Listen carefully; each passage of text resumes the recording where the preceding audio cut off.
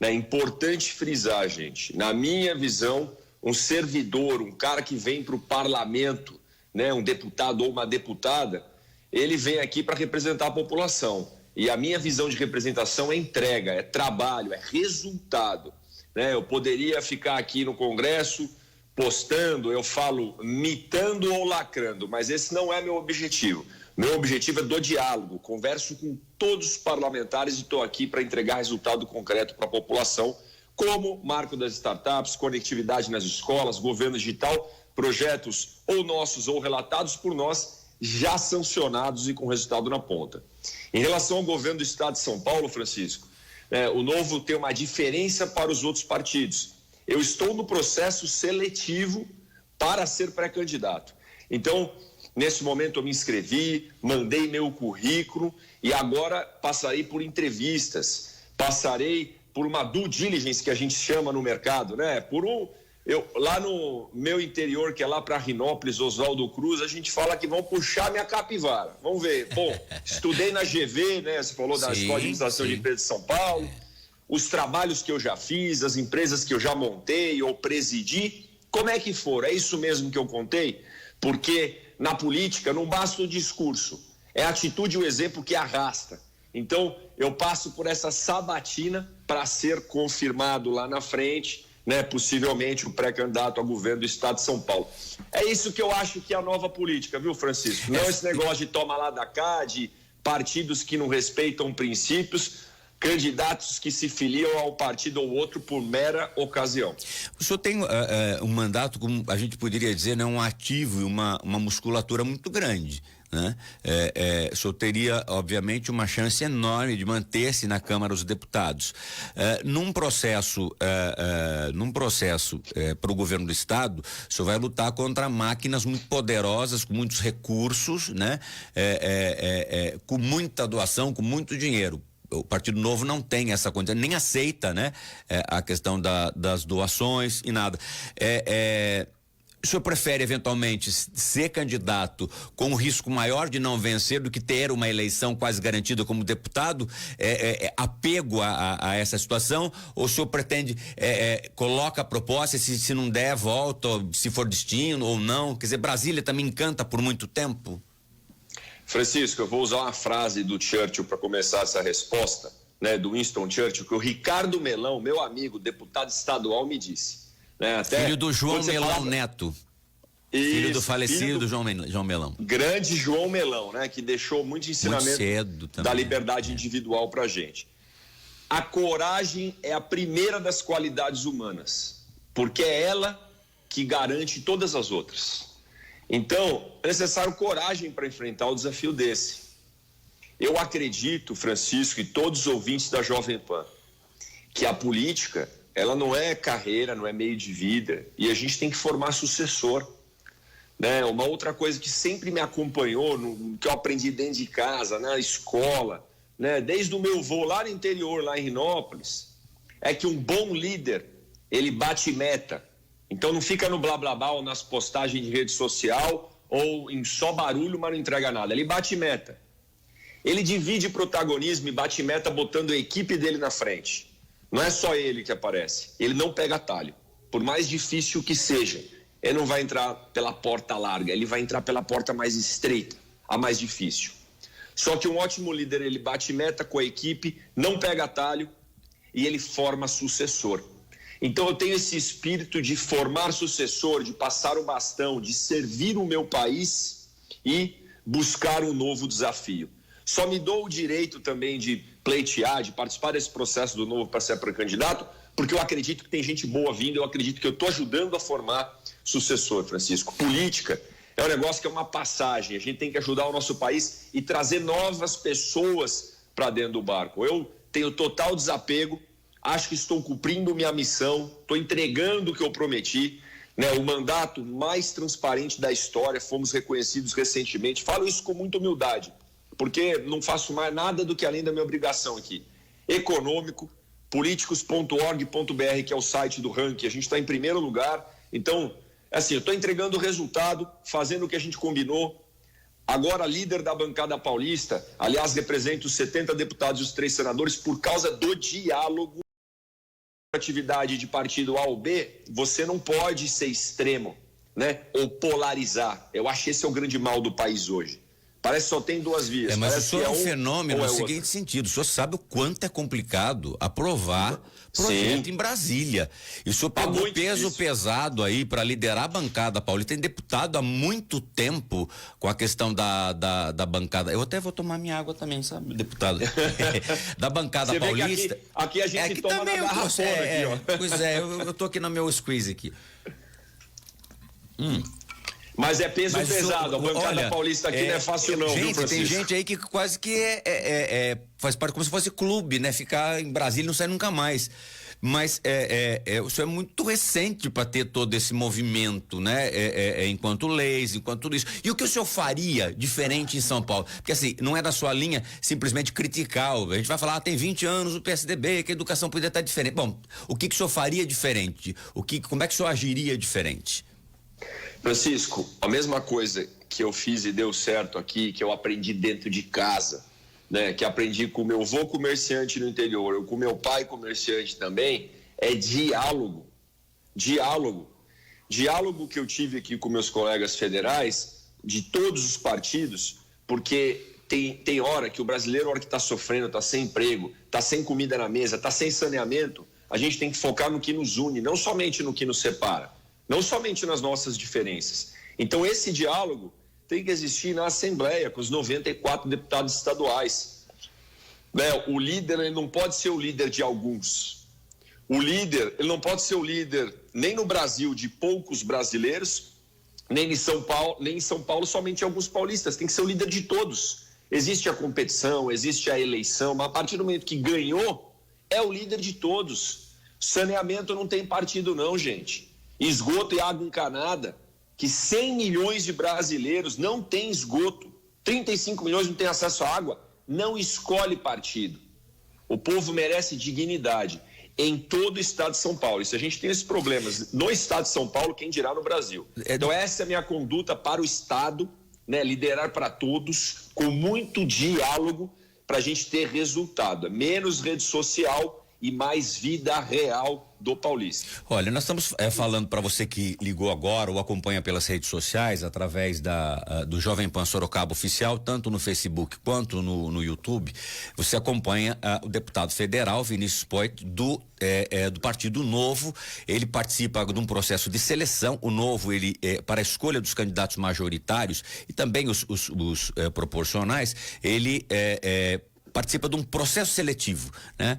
Obviamente que com todo o resultado apresentado durante este primeiro mandato do deputado Vinícius, com a liderança dele, ele se apresenta com grande chance de ser o vitorioso dentro desse processo do Partido Novo, nessa série de entrevistas que fazemos. O seu sobrenome, qual é a origem, o deputado? É Lazer Poit, é isso?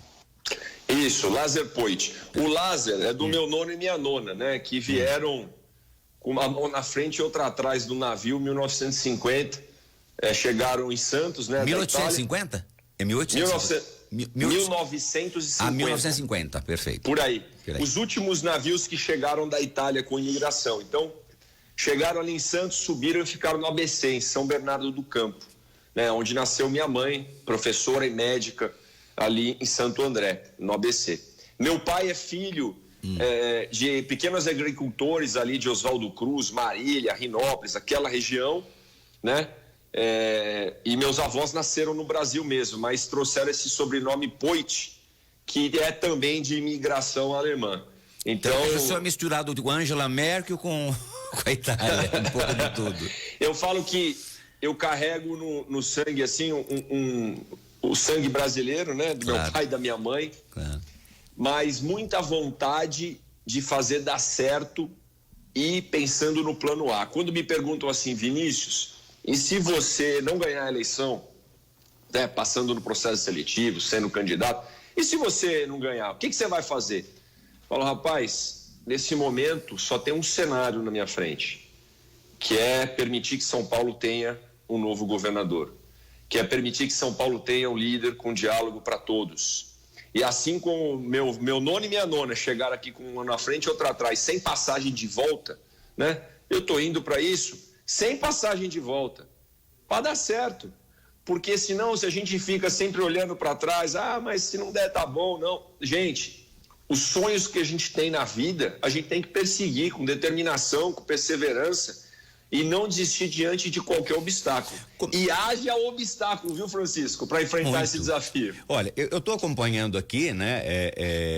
A gente vê a sua colocação nas redes sociais e no próprio, especialmente no Twitter, e a gente vê, né, as suas colocações, a sua participação efetiva. Acredito que a sua participação no debate das candidaturas ao governo do estado de São Paulo, ela traz uma luz diferente, ela traz, ela acrescenta, né? Eleva o nível, não tem palhaçada na candidatura, tem realmente proposta. Olha, fiz um mandato, entreguei isso, mais do que qualquer pessoa entrega, tenho um mandato econômico, sou líder, quer dizer, só tem o que apresentar também na política, né? A gente vem acompanhando, eu venho acompanhando também pelas redes sociais, a atuação jovem também do governador do Rio Grande do Sul. A gente vai percebendo que e sem nenhum, porque eu já estou com 52, poderia estar querendo defender, mas a moçada de 30 tem uma energia que a gente não tem mais, né? Não estou dizendo que teria muita energia para trabalhar, mas é diferente. São gerações diferentes, né? Eu acho que tudo pode se misturar e se apoiar. Mas o senhor acredita numa onda, né? De renovação, né? O Novo vem com essa proposta de renovação na política nacional. Como é que o Novo deve se alinhar a alguém, o candidato próprio ao governo do Brasil? Como é que o partido vai se desenhando nesse sentido? E obviamente que isso tem a ver com a eleição em São Paulo. Perfeito. Né? Não tem como a gente não falar das eleições presidenciais, que é a eleição que todo mundo tem na cabeça. Mas só frisar antes de responder a pergunta. Eleição para o governo é muito importante. E a eleição para o parlamento, gente, que é em quem você vai votar para senador e principalmente deputado federal e estadual, define muito o futuro do país. Então não vamos focar somente nas eleições presidenciais e esquecer do deputado federal que vocês vão votar. Porque são eles que fazem as leis, eles que fiscalizam, eles que cobram, que é o papel que eu estou fazendo agora aqui. Sua colocação, e faço menção aqui ao governador Eduardo Leite, que acho que tem um ano a mais, ou 2 anos a mais que eu aqui, e já foi vereador, prefeito, governador, né, e faz um mandato de diálogo, enfrenta um monte de dificuldades lá, mas também... Mas tá pagando conta em dia agora, né? Funcionário público no Rio Grande do Sul há muitos anos não recebia salário. É reconhecido e eu faço um elogio aqui ao governador, mas eu acho que, pelo menos sobre a juventude, depois sobre possíveis alianças, né? Não basta ser jovem, tem que ter atitudes novas. Porque tem deputado também, né, jovem de 52 anos, Francisco, ou de 40, ou o que seja, com atitudes novas também. Só que tem deputado novinho, de menos de 30, que vem com as velhas práticas da política. Então, a mentalidade de servir, a mentalidade de cortar privilégios, a mentalidade de priorizar a população e não o próprio futuro ou o próprio bolso, é jovem, eu acho que é importante para a política. E com diálogo, sem extremismo, que é o que o governador lá tem, que é o que eu tenho aqui no meu mandato e que eu acho que está faltando mais na política brasileira. E no cenário, aqui em São Paulo, não tem, né? Eu me coloco, esse é um primeiro diferencial, é ter diálogo. E quando a gente fala de alianças, o diálogo tem tudo a ver com isso. A gente não pode querer achar que só a gente é o dono da razão, né? Que só as nossas ideias é que valem. Aqui na bancada paulista é um exercício na pele.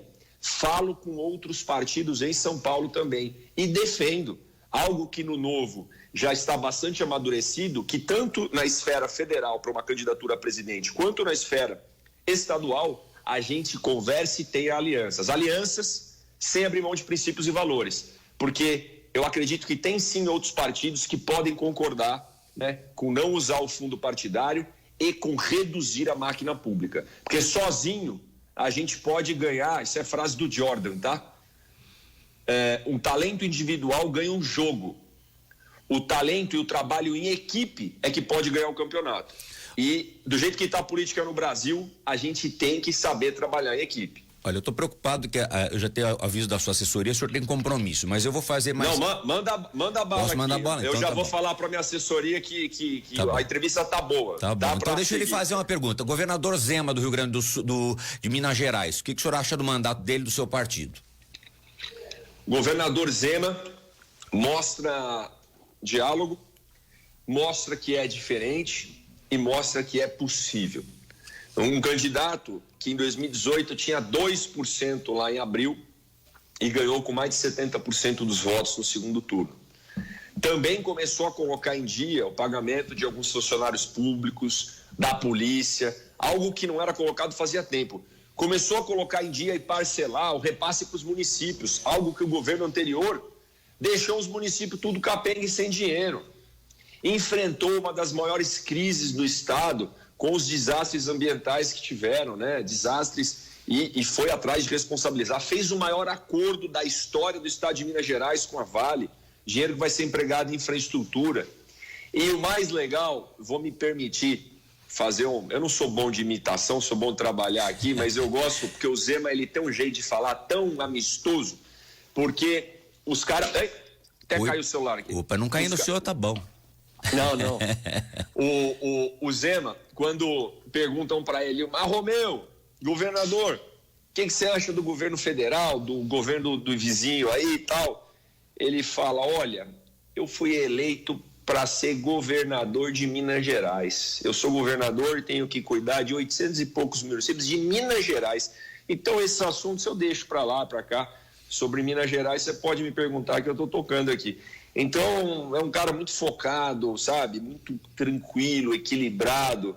É um exemplo e a prova de que é possível, né? Primeira experiência política dele, saiu super vitorioso. Existe, gente, existe muitas minorias barulhentas, mas existe uma maioria silenciosa no nosso país que quer diálogo, que quer um líder que dê resultado e não fique só brigando na frente da TV ou brigando nas redes sociais. O que daria para ter feito como governador de São Paulo? E uma pergunta dupla. Como é que o senhor agiria como governador de São Paulo em relação à pandemia e como é que o senhor agiria, o que o senhor acha da gestão da crise do governo federal? Desses dois pontos. Uma que o senhor já com grande chance de ser pré-candidato. Então aí, por isso que eu pergunto São Paulo como o senhor faria e no Brasil como o senhor observa. Tá. Em São Paulo, foco total na vacina. Eu acho que esse foi o ponto positivo, né? A gente tem que saber olhar as coisas positivas. O ponto positivo é a nossa vacina e a atuação do Instituto Butantan. Instituto Butantan é referência para o país inteiro. Instituto Butantan que eu, como líder da bancada paulista, tive que ir atrás de recurso porque o governo federal queria mandar recurso só para a Fiocruz, que também é uma baita instituição, tá? É a Fundação Oswaldo Cruz, uma baita hoje ela passou, tem a política, né? Ela passou hoje a ser a maior fornecedora de vacina do Brasil. No dia de hoje superou o Butantan. E tá tudo bem, Francisco. Contanto que vacine a população, Sim. Não importa se é Coronavac, se é Pfizer, se é Moderna, o que for, aprovado pela Anvisa, imuniza, pau na máquina, tem que vacinar, gente. E isso foi algo positivo do governo do estado.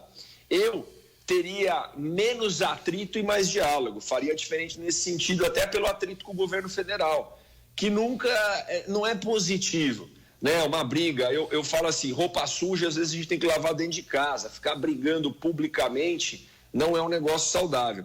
E fora, né, a atenção e o diálogo maior, a previsibilidade com os empreendedores aí que estão sofrendo bastante na economia do nosso país. Sobre o governo federal, Francisco, cara, eu estou um pouco mais próximo como deputado federal, né? O deputado estadual fiscaliza o governo estadual. O deputado federal tem a atribuição de, além de legislar, dar resultado, startup, governo digital, os projetos, tudo que a gente aprovou, fiscalizar o governo federal. Agora, sobre o governo federal é um desastre, porque, sabe, um certo negacionismo lá atrás, que era uma doença gripezinha, ou mais ou menos, que não era forte, não precisa usar máscara, pode aglomerar, pode fazer... Gente, pelo amor de Deus, 500 mil mortos praticamente no Brasil, sabe? antes tarde do que nunca, né? Que agora está começando, tá priorizando a vacinação aí, vamos embora. Mas a questão da vacina da Pfizer, que na CPI a gente já está descobrindo aí que ontem até me criticaram, porque eu fiz um post e eu não costumo postar meme, não posto nada disso. O senhor quase fez um poit, né? O senhor fez um post, não poit. Não, um poitzinho, espero fazer mais pra frente com a minha noiva aí, vou casar primeiro, né? Mando um beijo pra Evelyn, que é minha parceirona, minha noiva aí, nessa trajetória na vida. Mas fiz um post ontem, Francisco, e fiz uma crítica dura a prioridades, né? Porque a hora que chega o e-mail da Pfizer, o pessoal não viu o e-mail. A hora que chega o e-mail para ter Copa América no Brasil, vamos embora, é jogo de futebol. Eu adoro futebol, adoro a Copa América, né? Não vou falar meu time para já não perder possíveis apoiadores, mas meu time é lá de São Paulo. Mas normalmente o pessoal fala que é Corinthians, político fala tudo que é corintiano porque tem mais. Não, mas eu sou corintiano roxo. Eu sou palmeirense, então, mas não vai perder. Política, a gente é São Paulo, a gente é São Paulo e Brasil. Você sabe que eu fazia um trabalho voluntário no hospital e aí tinha temas polêmicos que a gente aprende. Não fale de política, futebol, religião. Né? Porque sempre, às vezes, dá desafio. E no meu papel aqui, o Estado tem que ser laico. Laico, inclusive, no futebol, tá bom? Então, admiro todos os times. Mas o governo federal, sabe, faltou priorizar o que era mais importante, gente. Então, tem essa CPI acontecendo. Reconheço, sim, que, puxa, tem muito, parece às vezes um espetáculo circense, né, a CPI, ou um evento político somente, um palanque. Mas ela tem que ser levada a sério e é importante para a gente levantar dados como esse atraso aí da Pfizer, o que aconteceu, para o depoimento do presidente do Butantan, Dimas Covas, em relação a alguns descasos, né, e governadores e prefeitos que também têm sua responsabilidade. Mas o governo federal foi um mau exemplo de liderança durante essa pandemia, né? Continua dando declarações polêmicas, continua sempre enfrentamento, né? Muito negacionismo e falta o mínimo, que é respeito e diálogo para coordenar um país. Um técnico, Francisco e ouvintes da PAN, não pode tirar o time de campo, não pode tirar a responsabilidade dele quando o atacante erra, quando o meio-campo erra. O cara não pode dizer assim, mas isso não é responsabilidade minha. Responsabilidade do meio-campo lá que não tocou a bola. Cara, você é o líder do time. Você tem que sim assumir a responsabilidade e botar o seu na reta na frente e não fugir a hora que a corda aperta. Deputado Vinícius Poit, o senhor como pré-candidato aliás, vou fazer as minhas duas últimas perguntas, uma em relação, o senhor fala do teto duplo explicar essa história do teto duplo do governo federal, né, dos salários, e da questão da cannabis, o seu posicionamento em relação a esse projeto de lei. Essas duas situações. E finalizando, eu gostaria o seguinte: hoje é dia 1º de janeiro de 2023. O senhor está sentado na cadeira no Palácio dos Bandeirantes. Qual é o seu primeiro ato? Inverte, se o senhor quiser fazer a última. Quais são os seus atos, os primeiros atos do governador do estado de São Paulo eleito, caso seja escolhido pela população do estado de São Paulo?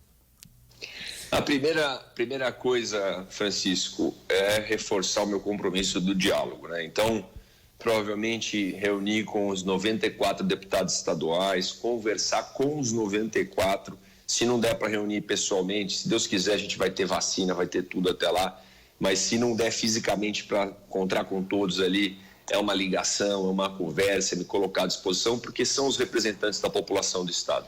E é nessa toada que a gente vai tocar. E aí colocar os primeiros projetos simbolicamente ali de redução da máquina, né, de uma reforma administrativa séria no estado e priorização do empreendedor. O povo paulista tem sangue empreendedor na veia, né? O povo paulista quer trabalhar, o povo paulista leva esse Brasilzão nas costas, né? Com respeito a todos os outros estados, mas São Paulo é o grande PIB do nosso país. Então a gente precisa, além do diálogo com a turma ali no primeiro dia, alguns projetos simbólicos logo de cara para mostrar a conduta de liberdade econômica, de liberdade para o indivíduo e de redução da máquina, né? E a luta pelos impostos, que isso é pauta de todos os pré-candidatos, de todo mundo, que precisa voltar para São Paulo, né? Isso aí eu acho legal, porque todo mundo fala desse assunto, A gente tem que reforçar, te paga muito imposto e não retorna nada para o nosso Estado. Né? Paga 500 bi, retorna 50, mais ou menos essa é a conta, né? Paga 10, retorna 1, cadê os outros 9? A gente tem que lutar por isso no Estado de São Paulo.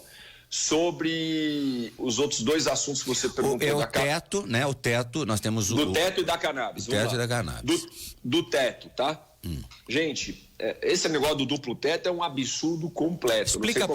Explica para o ouvinte da Jovem Pan Sorocaba essa, às vezes as pessoas não podem estar ligadas, o senhor tem uma boa capacidade de mostrar isso claramente para o ouvinte.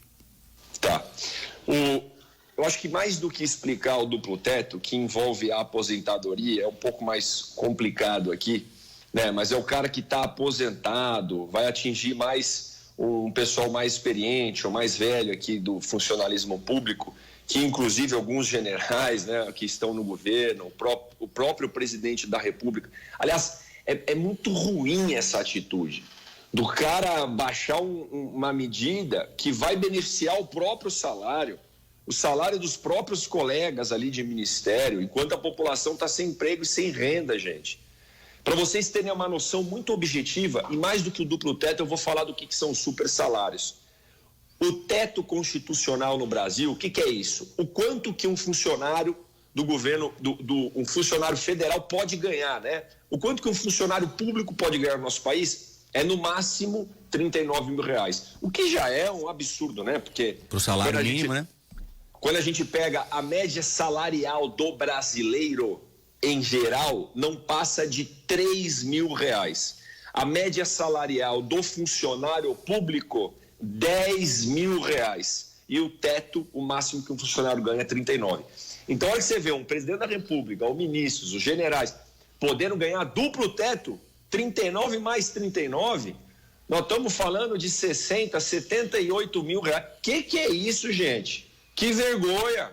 E não tem nem vergonha de editar um negócio desse. Teria que cortar salário, cortar privilégio, não aumentar. E tem os super salários. Esse projeto, anotem aí, pessoal, projeto 6726 de 2016. 6726 de 2016, que é para acabar com os super salários. E isso tem que acabar, inclusive, com o duplo teto. Porque além desse duplo teto, tem auxílio moradia, tem auxílio paletó, tem auxílio banda larga, que alguns juízes pegaram no meio da pandemia, tem vale peru, tem um monte de extra-teto, acima dos 39 mil, Ministério Público, Judiciário, elite do funcionalismo público, políticos ganham. Então tem juizão por aí, e eles ficam muito bravos quando eu falo dessa forma, que ganha 50, 60, 100 mil reais por mês. É uma vergonha. Acabar com os super salários, acabar com qualquer verba extra os 39 mil, extra teto, é esse projeto que a gente quer aprovar. 6726 2016 está pronto para ser pautado, é só o Lira pautar, mandem mensagem para o Arthur Lira para a gente pautar, porque isso vai acabar com o duplo teto, vai acabar com toda essa vergonha no nosso país. Enquanto isso não é aprovado... Será que ele põe? Coincidentemente, ou por uma coisa do destino, ele, quando não era presidente da Câmara, assinou a urgência desse projeto lá atrás. Tomara que não assinou só para fazer uma moral. Agora, como presidente, tem a obrigação moral de pautar pelos brasileiros. A gente segue pressionando e peço ajuda de vocês. Enquanto isso não vira lei, Francisco e ouvintes, a gente, pelo menos do Novo e eu no meu mandato, a gente abre mão de tudo. Abre mão de todos os privilégios.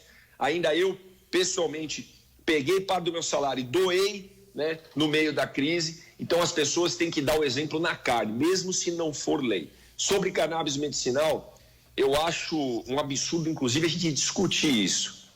Como é que a gente pode não aprovar uma substância, algo que vem da planta, que, gente, não é para dar barato, não é droga, não é uso adulto ou recreativo, seja lá o termo que quiser. É para usar uma substância e botar num remédio, gente.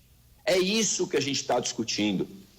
E quando a gente fala de importar, por que não ter plantações controladas, fiscalizadas? O senhor acredita nisso no Brasil, deputado? Controlada, fiscalizada? Tão complexo isso? Não, o senhor acha que acaba tendo desvio? Esse assunto é o upgrade aqui do negócio, mas certo. Pelo menos aprovar a substância. E eu acho sim que a gente tem que discutir essas plantações controladas, fiscalizadas para cannabis medicinal. É esse que é o grande descompasso do projeto, tá? Porque muita gente, vai ter desvio, vai ter uso errado. Aí do meu lado, o uso errado, né? O uso errado já existe flagrantemente em todo o país e todas as pessoas sabem aonde tem. Então, mas é isso que eu ia falar, Francisco. Hoje não tem, por acaso? Tem, hoje claro ninguém que planta tem. no Brasil, hoje ninguém vende no Brasil.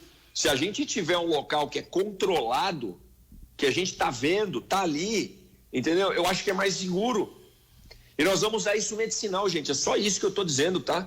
É medicinal. Eu tenho depoimentos, eu postei nas minhas redes, né? Um amigo meu, filiado do partido, eleitor lá de Mauá, que tem alguns espasmos, ele tem uma certa deficiência e tem espasmos, outro tem ataque epilético, o outro faz um tratamento quimioterápico, o outro tem uma doença que causa dor e ele precisa disso para amenizar a dor. Gente, é desumano quem votar contra o uso da cannabis medicinal no Brasil. Então, tá aqui a minha opinião a favor da cannabis medicinal. Nada além disso, tá? Não é nenhuma outra utilização que eu estou discutindo aqui. Cannabis medicinal tem que ser aprovada a utilização no nosso país. Deputado Vinícius Poit, muito agradecido da sua participação nessa série de entrevistas que fazemos aí com os pré-candidatos ao governo do estado de São Paulo. O senhor, através do Partido Novo, participará de um processo seletivo aí. Sorocaba não teve candidato a prefeito do Partido Novo, não teve o edital. Teve pessoal que era do Partido Novo aqui, ficou muito triste por não poder ter participado nesta último pleito, ter candidatos a vereador, ter candidatos a candidato a prefeito, a vice, enfim. Mas eu acredito que agora haverá tempo aos apoiadores aqui do Partido Novo e da própria legenda em se preparar para o próximo pleito. Quero agradecer muito a sua participação, né? Sempre muito transparente, com posições muito claras e realmente com projetos importantes. Quem quiser saber, eu queria que o senhor desse todos os endereços das redes sociais para o ouvinte poder procurar, saber aquilo que o senhor está realizando e fazendo e, obviamente, analisar no seu currículo e também os demais pré-candidatos ao governo do estado de São Paulo. Perfeito, Francisco. Agradeço. Sorocaba não teve o diretório, não teve representantes do Novo em 2020. Se Deus quiser, terá em 24, porque a gente mudou as regras aqui dentro do partido. Então, registro o meu abraço pro Cunha, pra Juliana, pro Vinícius, né? Pro Humberto aí de Piedade, pro Gabriel, que é meu... Então, assim, pra galera forte aí, né? E eu não sei se eu vou fazer propaganda ou não, mas espero encontrá-los numa padaria muito boa que tem em Sorocaba. Padaria aí, Real. Uma coxinha. É nosso anunciante aqui, nós vamos por intervalo do produto da Padaria Real, o senhor pode falar eu tava querendo ver, já que é anunciante, a melhor coxinha do Brasil na Padaria Real pra turma de Sorocaba. Você tem trabalho lá na escola de administração de São Paulo, da FGV, lá que o senhor é formado. Boa, não, eu sou fã aí, tenho muitos amigos na cidade, teremos, se Deus quiser, em 24, representantes para federal e estadual em 22, e quem quiser mais informações, mais perguntas, dúvidas, tudo na minha rede social, que é o @Vinícius Poit. Vinícius com U, Vinícius Poit, são 4 letras. P-O-I-T de tatu. Então, Vinícius Poit no Instagram, no Facebook, no Twitter, no YouTube. No Instagram, respondo todos os directs pessoalmente, Francisco. Fico à disposição. Vamos fazer junto aí um Brasilzão novo de verdade. Obrigado, deputado. Um grande... O senhor está em Brasília ou São Paulo? Estou em Brasília, estou aqui no gabinete da liderança do partido, aqui, ó, para vocês verem aqui, tá aqui, e aqui a turma tá chegando para trabalhar, porque hoje tem sessão do Congresso, vamos votar os vetos presidenciais que tem que ser mantidos, tá? Porque são aqueles vetos naqueles absurdos que tinham no orçamento. Tem que sobrar dinheiro pro povo, não para deputado ficar mandando de emenda. Então, tô vigilante, trabalhando duro aqui hoje. Então tá bom, prefeito de Sorocaba também tá aí desde ontem, aliás, desde domingo. Está aí fazendo visitas aos ministérios, já anunciou uma série de coisas, questões positivas aqui para a cidade. E eu sei que o senhor não gosta muito da emenda, mas manda umas emendazinhas para nossa Santa Casa aqui, para o nosso banco de óleos, pro nosso. Vamos ser justos agora, então. Eu gosto de quem merece. E quando tem transparência e prestação de contas. Aqui nessas três Sorocaba merece. Sorocaba merece, e eu vou dizer para você. Mandamos aqui em 2020 para o CHS, que é o Conjunto Hospitalar de Sorocaba, R$ 1.700.000. Para Santa Casa de Sorocaba, R$ 1.400.000, como líder da bancada paulista, Perfeito. tá? Essa é algo da bancada. Da bancada. Em 2021, vamos registrar, tô dando em primeira mão, tá bom? Porque nós vamos botar no sistema agora que abre. CHS, R$ 2.400.000, Hospital Oftalmológico de Sorocaba, tem R$ 87.000, Alta Sorocabana, 382 e Santa Casa de Sorocaba, R$ 1.400.000. Que bom. Por quê, Francisco? Porque são Falta pro GEPAR, instituições tem sérias. câncer infantil aqui, que é sério também. Vamos embora. Depois eu vou mandar os... Tá, vamos pedir Manda para pessoal. mim, Franciscão, e se inscreve, porque no meu sistema de emendas eu recebo os pedidos, já filtro pelos critérios de transparência e projetos e destino. E no meio do ano eu vou abrir o meu sistema, mas Sorocaba sempre contemplada, porque é uma cidade séria, é uma cidade que merece e com instituições sérias, tá bom? Muito obrigado, deputado. Grande abraço, bom trabalho aí em Brasília. Falamos com o deputado abração. Vinícius Obrigado. Poit, que é líder do Partido Novo na Câmara dos Deputados e também líder da bancada paulista dos 70 deputados do Estado de São Paulo no Congresso Nacional, né? São 3 senadores e 70 deputados. Ele lidera esta bancada paulista. Muito bem. Pré-candidato ao governo do Estado de São Paulo pelo Partido Novo, e nós vamos agora a um café Excelsior e produtos da Padaria Real. Eu vou com o professor